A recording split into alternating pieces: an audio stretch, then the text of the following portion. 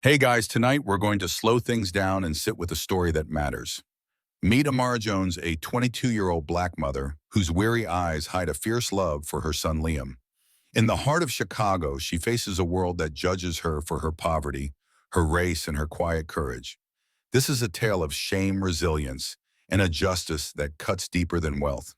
Before we begin, please like the video and subscribe, but only if stories like this truly move you. Comment your city and the time you are watching. Now close your eyes, or don't, it's your choice. Either way, you're about to witness something real. The chandeliers in La Lumiere, Chicago's most exclusive restaurant, drip with golden light casting a warm glow over linen-draped tables. Crystal glasses clink softly, their delicate chimes mingling with the low hum of privileged conversation. The air carries the scent of truffle oil and aged Bordeaux, a perfume of wealth that feels like a physical barrier to Amara Jones. She stands just inside the entrance, her thin frame barely disturbing the velvet curtain that separates the elite from the street outside. In her arms, 4-year-old Liam fidgets his small hands, clutching the frayed hem of her coat. Her sneakers, caked with the grit of Chicago's winter streets, squeak faintly on the polished marble floor. She feels every eye in the room turn toward her, their gazes heavy with unspoken judgment. Amara's heart pounds a dull thud against her ribs. She's not here to dine, not here to claim a place among the tailored suits and glittering dresses. She's here because Liam's stomach growled all night, because the shelter's soup ran out, because the cold in their beat-up sedan is starting to creep into his bones. Her eyes scan the room, landing on a table where a half-eaten plate of steak sits abandoned, its juices pooling beside a glass of untouched wine. She takes a breath, steadies herself, and steps forward, her voice soft but clear. "Excuse me, sir. May I take your leftovers for my son?" The words hang in the air, fragile as a spider's thread. The man at the table mid-sentence with his companion freezes. His suit is crisp, his watch a flash of silver that catches the light. He doesn't look at her not yet, but the room shifts. Conversations falter. A woman in a silk dress leans toward her husband, whispering something that makes his lips curl. Amara feels the weight of their stares, each one a pinprick against her skin. She tightens her grip on Liam, whose wide eyes dart from face to face, sensing the tension but not understanding it. From the shadows of the dining room, Vincent Caldwell, the restaurant's manager, emerges like a storm cloud. His black suit is immaculate, his hair slicked back with precision, but his eyes are cold, glinting with the authority of a man who thrives on control. He strides toward Amara, his polished shoes clicking against the floor. "You," he says, his voice low and sharp, "are not welcome here. Leave now or I'll have security drag you out." The word "you" lands like a slap laced with disdain for her worn coat, her dark skin, the audacity of her presence in this sacred space of wealth. Amara's throat tightens. She wants to shrink, to disappear into the cracks of the city where no one will see her. But Liam's small hand curls into hers and she feels the quiet fire in her chest flare. She doesn't move. "I'm not stealing," she says, her voice steady despite the tremor in her hands. "I just want food he won't eat." Her words are a plea, but they carry a dignity that makes Vincent's jaw twitch. He steps closer, his sneer deepening. "People like you don't belong here. Get out before you embarrass yourself further." The room is silent now, the piano's gentle notes swallowed by the tension. Diners watch, some with pity, others with smug satisfaction, as if Amara's humiliation is part of the evening's entertainment. Her cheeks burn, but she holds her ground, her eyes locked on Vincent's. She thinks of the nights she's gone hungry so Liam could eat the job she's lost, because she couldn't afford childcare the way the city's skyscrapers loom over her like silent judges. This moment, this public shaming, is just another weight on a scale already tipped against her. Across the room, Marcus Reed sits alone at a corner table, his broad shoulders hunched over a glass of untouched whiskey. At 45, he's a billionaire tech mogul, his name synonymous with innovation and power. His charcoal suit fits him like a second skin, but his eyes are distant, shadowed by a grief that no amount of wealth can erase. 5 years ago, a car accident stole his wife Lena and their daughter Maya, leaving him a hollow man who moves through boardrooms and galas like a ghost. Tonight, he's here to close a deal to play the role of untouchable tycoon, but the restaurant's opulence feels like a mockery of his empty life. Marcus's gaze lifts, drawn to the commotion. He sees Amara, her slight frame unyielding despite Vincent's venom. He sees Liam, his small face pressed against her shoulder, And something stirs in Marcus's chest, a memory of Lena's fierce love for Maya, of a time when he knew what it meant to protect someone. Amara's quiet strength, her refusal to crumble, pierces the fog of his detachment. He sets down his glass, the clink, loud in the silent room, and rises to his feet. Vincent's voice cuts through again, louder now, meant for the audience of diners.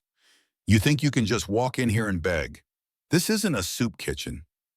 He gestures toward the door, his face a mask of righteous indignation. Amara's lips part, but no words come. She feels the room closing in the chandelier's light, turning harsh, exposing every threadbare seam of her life. She wants to run to shield Liam from this cruelty, but her feet stay rooted. Some truths linger, waiting to be unveiled. Marcus moves towards them, his steps deliberate, his presence commanding the room's attention. The diner's whispers fade, their eyes shifting from Amara to this new figure, a man whose wealth and influence are as tangible as the marble beneath their feet. Vincent notices him, his sneer faltering for a fraction of a second, but he presses on, emboldened by his role as gatekeeper. Sir, I'm handling this. She's disrupting our guests. Amara meets Marcus's gaze, her eyes a mix of defiance and exhaustion. She expects pity, maybe indifference, but what she sees is something else, recognition, as if he's seeing not just her, but the weight she carries. Marcus stops a few feet away, his voice low but resonant. She's not disrupting me. The words are simple, but they land like a gavel, silencing Vincent's next retort. Marcus's eyes flick to Liam, then back to Amara, and he adds, let her stay. The room holds its breath. Vincent's face reddens, his authority challenged in front of the elite he's sworn to impress. He opens his mouth, but Marcus raises a hand, a subtle gesture that carries the weight of his power. I said let her stay. Amara's heart stutters. She doesn't know, this man doesn't understand why he's stepping into her storm, but the firmness in his voice is a lifeline. She clutches Liam tighter, her silence a shield, her strength a quiet rebellion against the world that seeks to break her.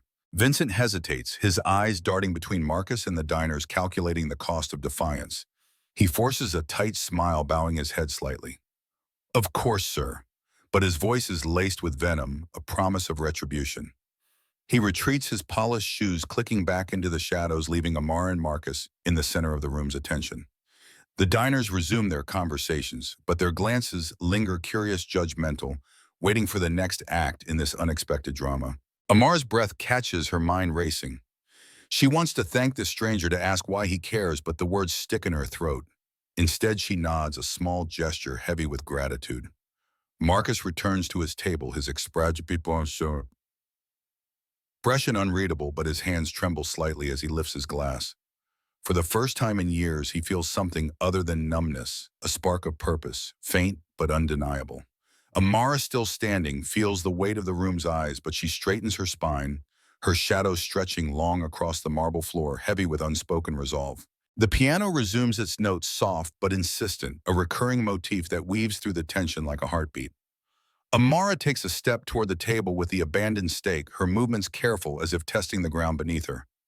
She doesn't know what comes next, doesn't know if this moment of reprieve will last, but for now, Liam is safe in her arms, and that's enough. The chandeliers gleam above their light, both a spotlight and a shield, illuminating a truth that's only beginning to unfold. The piano's soft notes drift through La Lumiere, their gentle cadence a fragile thread weaving through the restaurant's gilded air.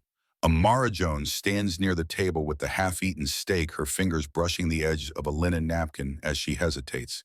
Liam's small body is warm against her chest, his breathing steady despite the storm of eyes still flickering her way. The chandelier's golden light bathes the room, but to Amara it feels like a spotlight, exposing every worn thread of her coat, every line of exhaustion etched into her 22-year-old face. She's no stranger to judgment. Chicago's streets have taught her that her black skin, her poverty, her motherhood, and her marks against her in spaces like this. But tonight the weight feels heavier, Vincent Caldwell's venom lingering like a bruise. She glances at Marcus Reed, seated again at his corner table, his broad frame half-shadowed by the dim glow of a sconce.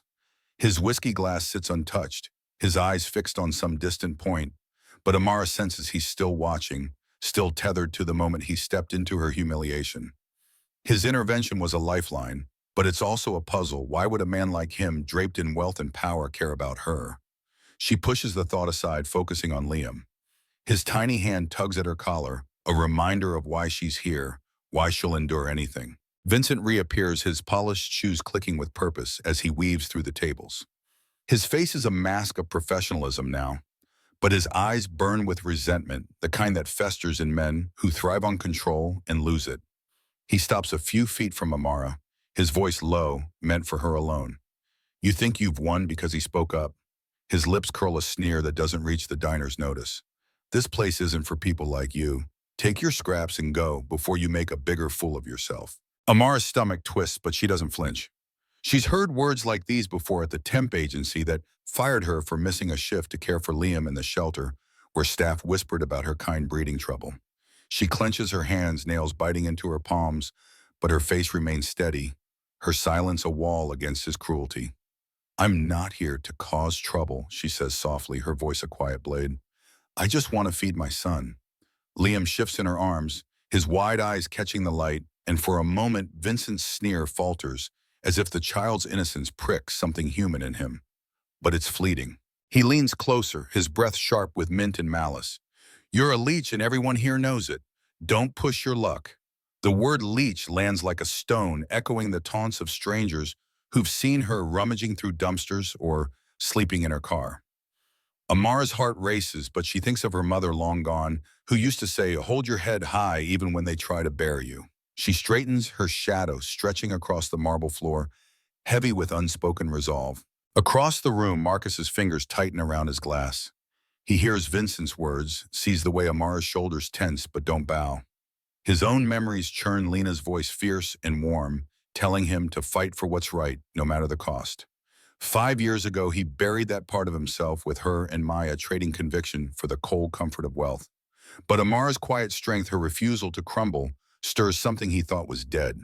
He shifts in his seat, torn between the safety of detachment and the pull of a fight he's not sure he's ready for. Vincent gestures to a waiter who hurries over with a to-go container, thrusting it toward Amara like an accusation.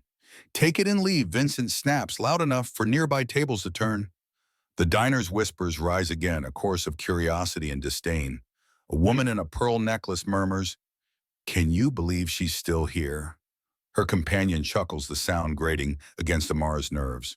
She takes the container, her hands steady despite the tremor in her chest, and begins to pack the food, each movement deliberate, a silent act of defiance.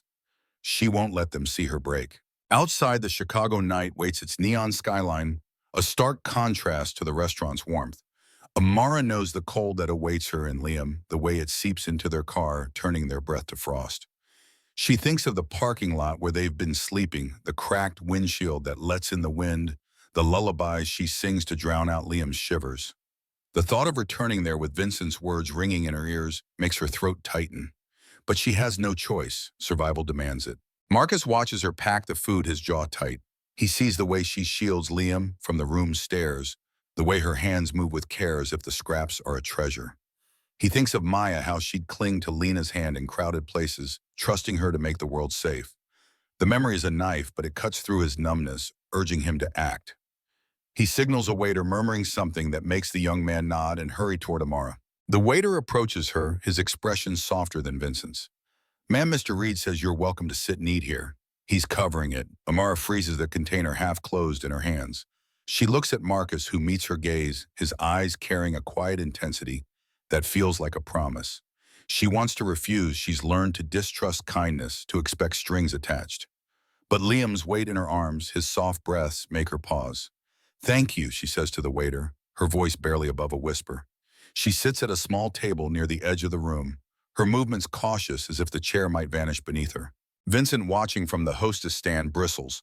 His authority, already dented by Marcus's earlier defiance, feels like it's slipping further. He mutters to a colleague, "She's making a mockery of this place." His colleague nods, but his eyes flick nervously toward Marcus, aware of the billionaire's influence. Vincent's resentment deepens, a dark seed taking root. He won't let this go. Not Amar's presence, not Marcus's interference. He steps into the back office, his mind already spinning plans to reclaim control, to ensure Amara pays for this humiliation. Amara sets Liam on her lap, opening the container with care. The steak still warm smells of rosemary and butter, a luxury she hasn't known in years. She cuts a small piece for Liam, her hands trembling slightly as she feeds him. His eyes light up, and he giggles, a sound that cuts through the restaurant's murmur like a bell. For a moment, Amara forgets the stares, the sneers, the weight of Vincent's words.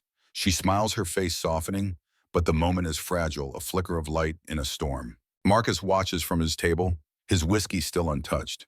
He sees Amara's smile, the way it transforms her face, and feels a pang of something he can't name, hope maybe, or the ghost of who he used to be. He thinks of Lena, how she'd have marched over to Amara's table, offered her a chair, a conversation, a piece of her heart. The thought is both comfort and pain, a reminder of what he's lost and what he might still reclaim. Some truths linger waiting to be unveiled. The piano plays on its notes, a recurring motif, soft but persistent, like Amara's heartbeat. She feeds Liam another bite, her eyes scanning the room, wary of Vincent's return. The diner's whispers have dulled, but their glances still prick, each one a reminder of her place, or lack of it, in their world. She knows this moment of reprieve is temporary, that the city outside waits with its cold, its hunger, its unrelenting judgment. But for now, Liam is fed, and she's still standing, her dignity intact, her shadow stretching long across the marble floor, heavy with unspoken resolve. The piano's notes ripple through La Lumiere, their soft cadence, a steady pulse beneath the restaurant's gilded hum. Amara Jones sits at the small table, her hands steady, as she cuts another piece of steak for Liam, whose giggles pierce the air like tiny sparks. The chandeliers cast golden light across her worn coat, illuminating the faint tremble in her fingers, a silent testament to the weight of the evening. At 22, she's learned to navigate Chicago's sharp edges, its shelters that turn her away, its temp jobs that vanish when Liam gets sick, its streets that judge her black skin and single motherhood. But tonight, in this bastion of wealth, the scrutiny feels like a physical force pressing against her chest. She keeps her eyes on Liam, his small face glowing with each bite, and lets his joy anchor her. Across the room, Marcus Reed leans back in his chair, his whiskey glass still untouched, its amber liquid catching the light.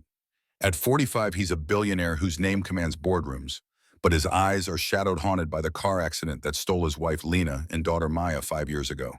He watches Amara, her quiet strength a mirror to Lena's fierce compassion, and feels a crack in the armor he's built around his heart. His intervention earlier, declaring Amara his guest, was impulsive, a spark of the man he used to be. Now, as the diner's whispers fade into the background, he wonders if he's opened a door he can't close. Vincent Caldwell, the manager, lurks near the hostess stand, his polished exterior fraying at the edges. His earlier retreat, forced by Marcus's authority, burns like a fresh wound. He's spent years curating La Lumiere's elite image, ensuring no one, especially not someone like Amara, disrupts its sanctity. Her presence, sanctioned by Marcus, is a personal affront, a crack in his carefully constructed world. He mutters to a waiter, "She's turning this place into a charity case."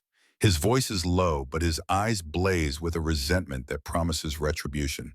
He slips into the back office, his mind churning with ways to restore order, to make Amara regret stepping through these doors. Amara feels Vincent's absence like a brief reprieve, but the diner's glances still prick their murmured judgments, a constant hum. A man in a tailored suit leans toward his companion, whispering, "She's got nerve. I'll give her that." The woman beside him scoffs, her diamond earrings glinting. Nerve, she's just desperate. Amara's jaw tightens, but she keeps her focus on Liam, whose tiny hands reach for another bite. She thinks of the night she sung him to sleep in their car, the windshield fogging with their breath, the city's neon skyline a distant taunt.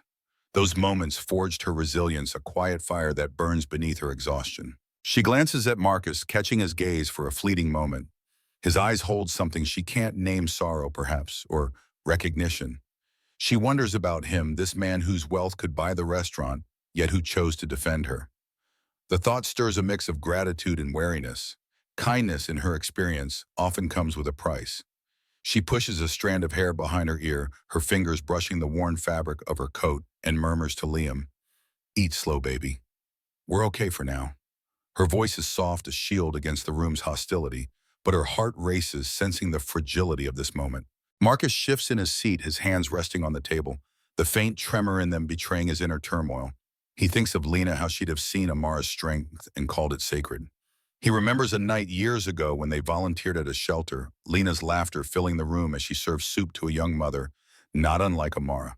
That memory, sharp and vivid, cuts through his detachment, urging him to do more than offer a seat. He signals the waiter, again, his voice low. Bring her a fresh meal, whatever she wants. On my tab. The waiter nods, hurrying off, and Marcus leans back, his eyes never leaving Amara. The waiter approaches Amara, his demeanor softer than before. Ma'am, Mr. Reed says you can order anything. No charge. Amara's breath catches her hands, pausing mid-motion. She looks at Marcus, who offers a small nod, his expression unreadable but steady. The offer feels like a lifeline, but also a spotlight, drawing the room's attention back to her. She hesitates, her pride warring with Liam's needs. Thank you, she says finally, her voice barely audible. Just something simple for him. Chicken, maybe. The waiter smiles a rare warmth in this cold space and heads to the kitchen. Vincent, emerging from the office, catches the exchange. His lips press into a thin line, his resentment flaring into something darker. He strides toward a group of regulars, pasting on a smile as he apologizes for the disturbance. But his eyes flick to Amara, calculating. He's heard of Marcus Reed, knows his influence extends beyond this restaurant into the city's power structures. Defying him directly is risky, but Vincent's pride demands action. He pulls out his phone, texting a contact in the restaurant's corporate office, planting seeds of complaint about Marcus's disruptive guest. This, he decides, is only the beginning. Amara feeds Liam a piece of bread from the table, her movements deliberate, as if each act of care is a rebellion against the room's scorn. She thinks of her childhood in Englewood, where her mother taught her to stand tall, despite the world's weight. They'll try to make you small, she'd said, but you're bigger than their lies. That lesson carries her now through the diner's stares, through Vincent's venom, through the uncertainty of Marcus's kindness. She glances at the chandeliers, their light both beautiful and harsh, and feels a quiet resolve settle in her bones. Some truths linger, waiting to be unveiled. Marcus watches her, his mind a tangle of grief and purpose. He sees Lena in Amara's defiance, Maya in Liam's innocent trust. The restaurant with its glittering facade feels like a stage, and he's no longer content to play the silent observer. He thinks of the deal he's here to close, a multi-million-dollar merger that will cement his legacy. But the papers on his table feel hollow compared to the woman across the room whose courage is rewriting his own story. He takes a sip of whiskey, the burn grounding him, and makes a silent vow to do more than offer scraps. Outside, Chicago's skyline glitters, its skyscrapers towering over the streets where Amara and Liam sleep. The wind howls, carrying the promise of a bitter night, but inside the restaurant is warm, its opulence a cruel contrast to their reality. Amara knows they'll return to their cars soon, to the cold that seeps through the cracks, to the lullabies she sings to keep Liam's fears at bay. But for now, she savors this moment, this small victory of being seen, of being allowed to stay. Vincent, back at the hostess stand, watches Amara with a predator's patience. He's already planning his next move, a whispered campaign to paint her as a troublemaker, to ensure she never sets foot here again. He doesn't see Marcus's quiet resolve, doesn't know the billionaire is watching him too, his own plans forming in the shadows. The piano plays on its notes, a recurring motif, soft but insistent, like the heartbeat of a truth that's beginning to surface. Amara's shadow stretches long across the marble floor, heavy with unspoken resolve. She feeds Liam another bite, her eyes scanning the room, wary but unbowed. The diner's whispers have dulled, but their glances still linger, each one a reminder of the world she's fighting to survive. She doesn't know what Marcus's support means, doesn't know if Vincent's retreat is final, but she knows this, she's still here, and that's a start.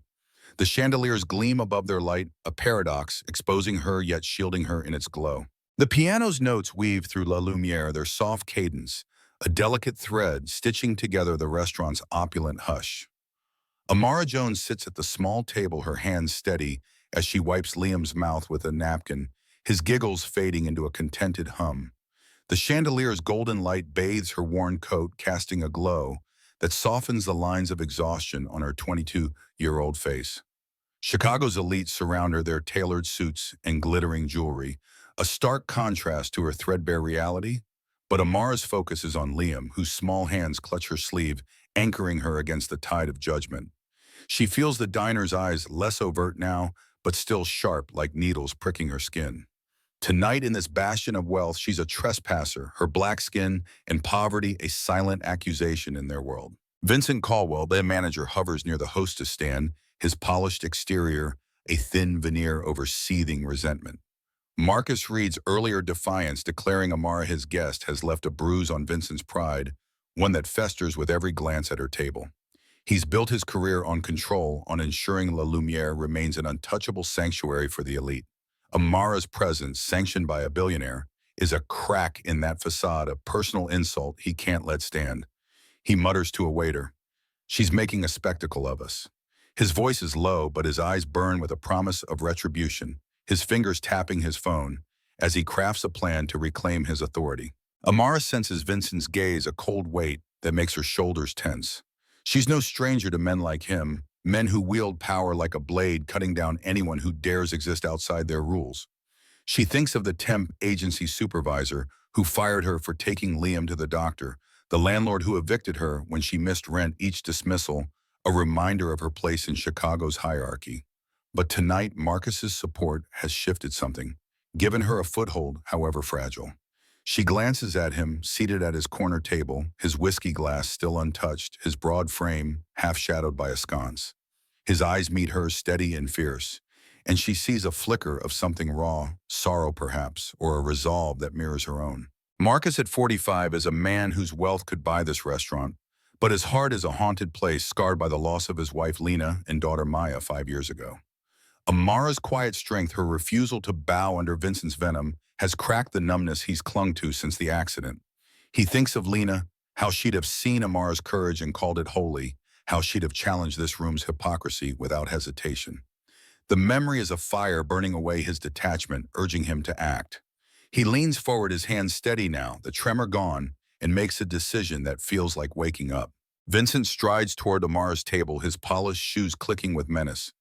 The diner's whispers hush, sensing a new act in this unfolding drama.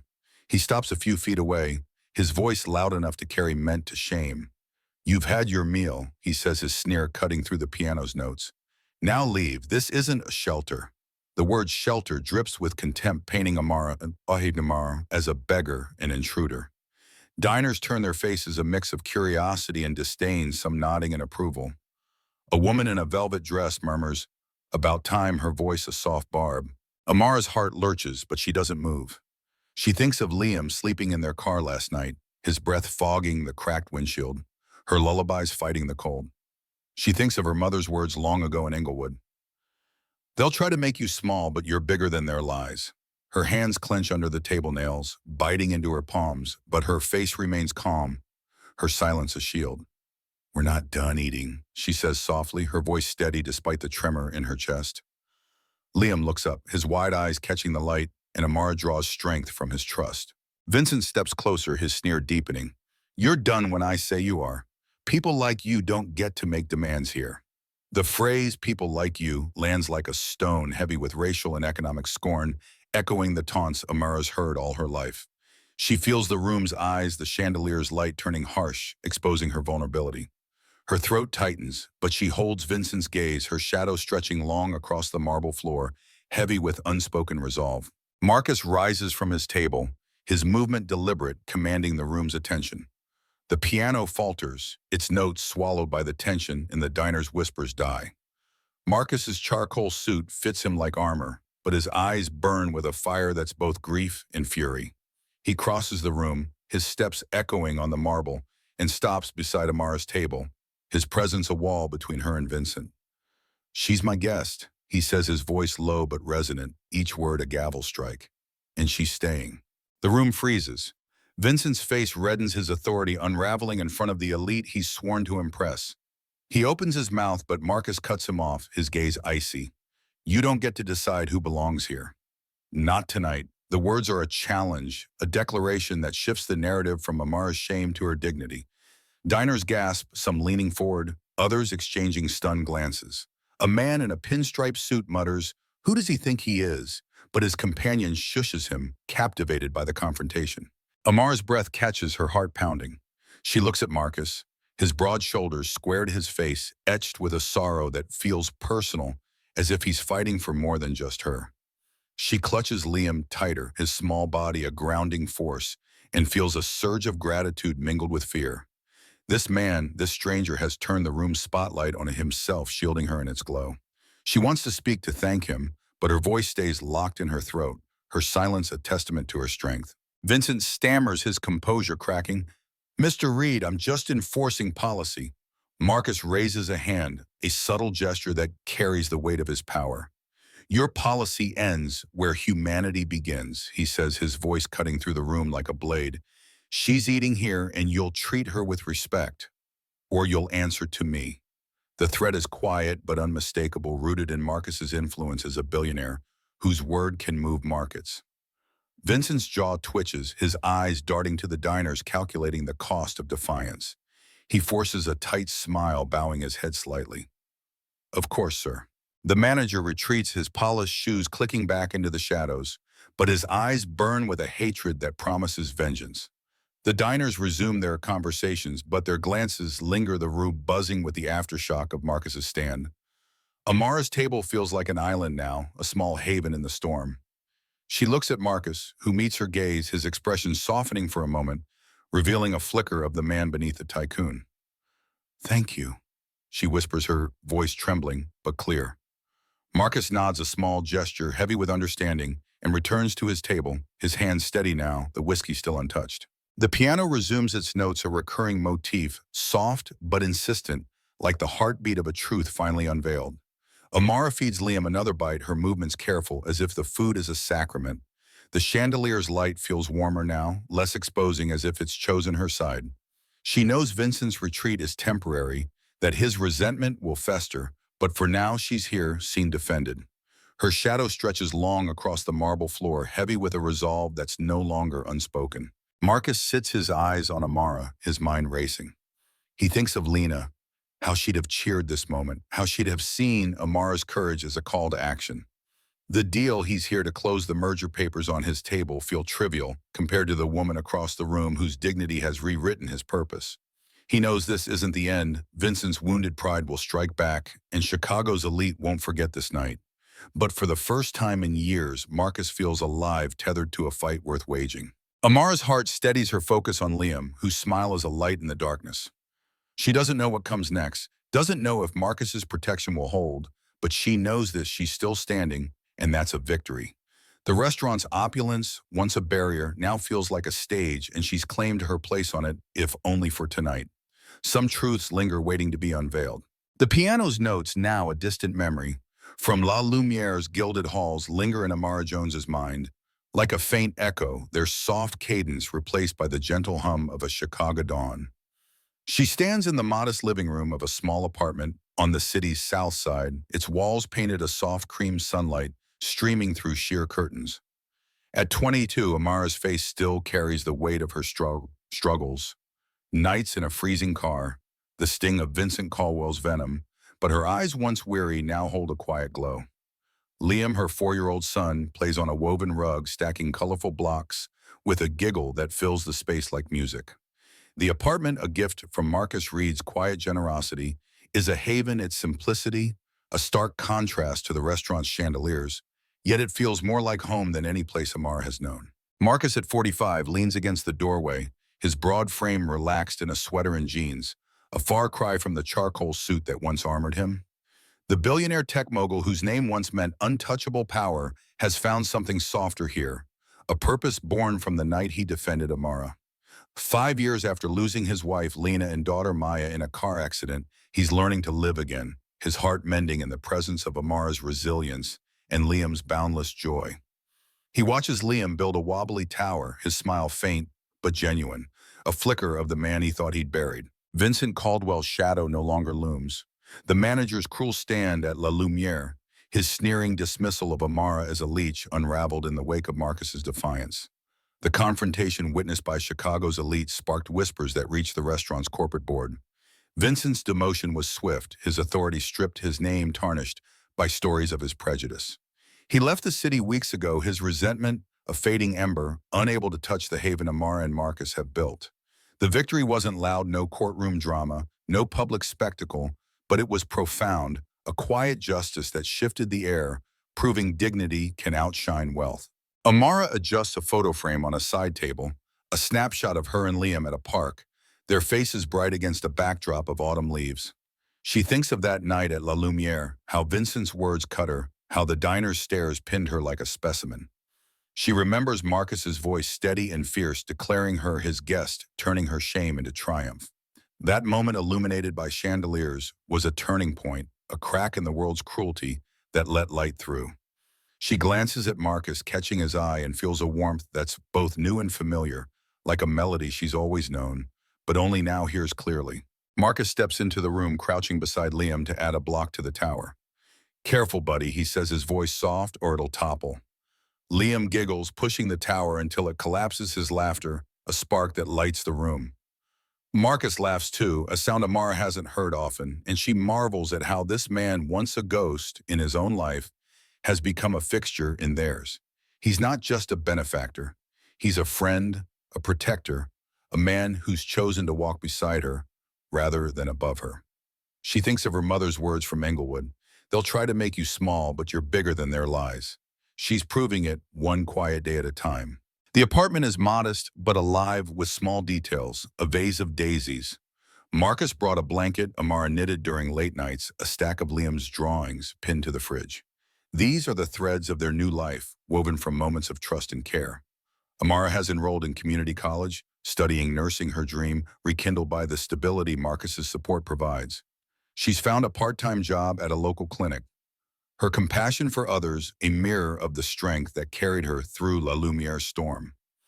Each step feels like a reclamation, a refusal to let Vincent's cruelty define her. Marcus rises, brushing block dust from his hands, and joins Amara by the window.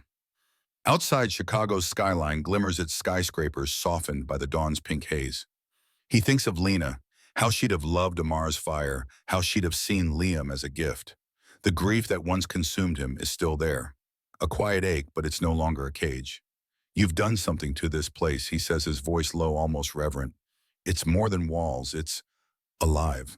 Amara smiles, her fingers brushing the curtain. "It's us," she says simply. "All of us." Their connection, unspoken but deep, is a testament to the night that changed them. Amara remembers the piano's notes, their recurring motif, a heartbeat through the tension of La Lumiere. That sounds soft but insistent, feels like it's followed her here, woven into Liam's laughter, Marcus's quiet presence, the rhythm of this new life. She thinks of the diner's stares, how they tried to shrink her, and how Marcus's stand proved that compassion can shift a room, a city, a heart. Her shadow no longer stretches long with unspoken resolve. It rests grounded in a place where she's seen. The moral of their story unfolds in the quiet of this morning, a truth as clear as the sunlight spilling across the rug. In a nation built on second chances, where skyscrapers cast long shadows and prejudice lingers like dust, true strength lies not in wealth or status, but in the courage to stand for another, to see their dignity when the world refuses. Amara's resilience, Marcus's redemption, and Liam's innocent trust are a tapestry of hope, proving that justice, when rooted in compassion, heals wounds deeper than any blade can cut. They've built something enduring, not with power, but with the quiet victory of choosing humanity over hate. Amara kneels beside Liam, helping him rebuild his tower, her hands steady, her heart full. Marcus watches, his eyes tracing the curve of her smile, and feels a peace he thought was lost forever. The city outside hums with its endless rhythm, but here in this small apartment, time slows, honoring the grace of their shared journey. They are not unscathed. Amara carries the scars of judgment, Marcus the weight of grief, but they are whole, their lives a testament to the power of dignity, the beauty of standing tall when the world demands you kneel. The piano's echo, that soft motif, seems to linger in the air, a reminder of the night they claimed their place. Amara's laughter joins Liam's, and Marcus's heart lifts, knowing they've forged a family not of blood, but of choice, stronger for its trials. In this moment, under the gentle light of a Chicago dawn, they are enough, more than enough. Their story, born in the harsh glow of chandeliers, ends in the soft warmth of home, where love and justice intertwine, mending every broken past.